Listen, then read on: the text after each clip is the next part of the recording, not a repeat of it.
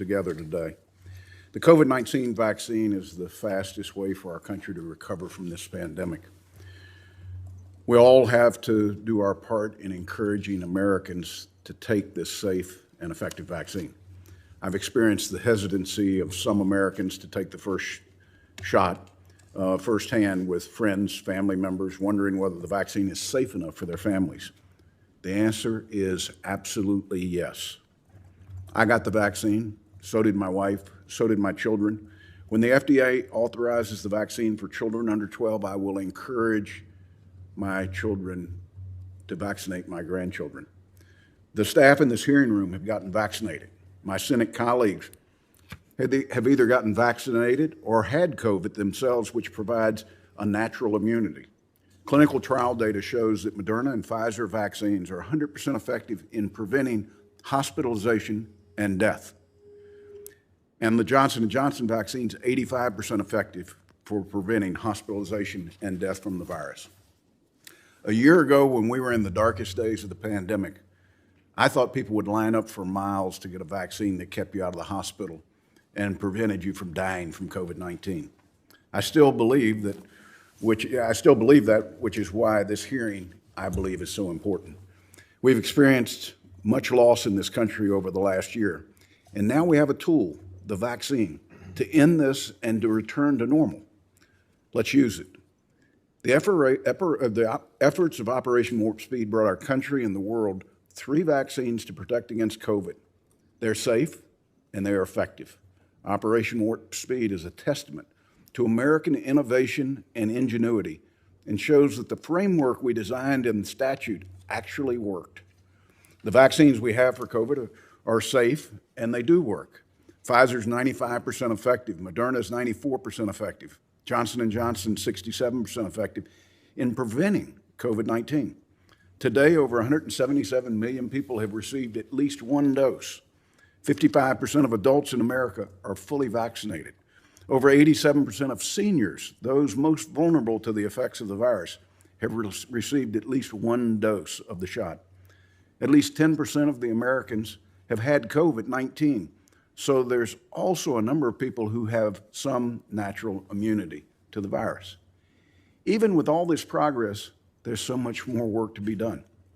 I said during our last COVID-19 task force hearing with the administration that we would reach a point where we have more shots than we do arms. This moment has arrived in the United States, and we cannot be complacent. Israel showed us the roadmap for what to expect, where vaccination rates began to level off as roughly 60% of the population became vaccinated. Reports out of India and the UK of the Delta variant are evidence of the importance of protecting Americans now and encouraging everyone who still needs to get vaccinated to get it. The number of doses administered in the United States per day is falling. Earlier this month, the rate dropped below 1 million doses per day for the first time since January. That's compared to a peak of 3.3 million doses per day in April. Of the 328 million Americans, almost 284 are 12 or older, making them eligible today for a vaccine. Nearly 177 million people so far have received at least 1 dose, which means about 106 million are still eligible. Clearly, we still have a lot of ways to go to get all eligible people vaccinated and put this pandemic firmly behind us. We also cannot forget about the importance of global health security.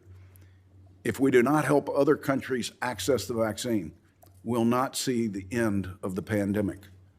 The way to help other countries access vaccines is to protect against COVID-19 is through the extremely successful public-private partnerships that have developed and manufactured the vaccines we have today.